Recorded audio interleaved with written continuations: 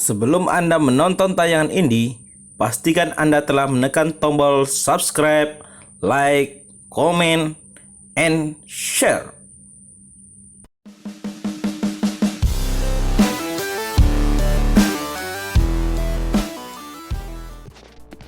Ini depan Sriwijaya FC bakal lebih terginas seiring kembalinya striker Muhammad Nur Iskandar yang musim 2017-2018 lalu memperkuat Sriwijaya FC.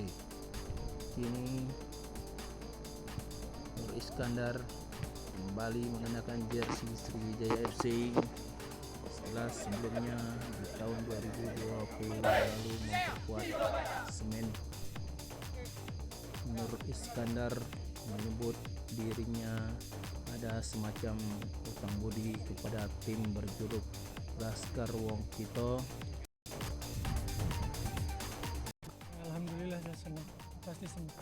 Soalnya sudah pernah di sini, ya pasti senanglah kembali ke sini. Yang pertama, saya sudah pernah di sini 2 musim.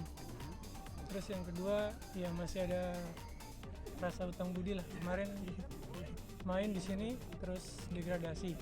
Nah, terus tunggu arahan dari manajemen untuk ada perpanjangan atau tidak, tapi nggak ada. Nah, jadi akhirnya saya milih pindah tim. Gitu. Terus saya kembali ke sini ya.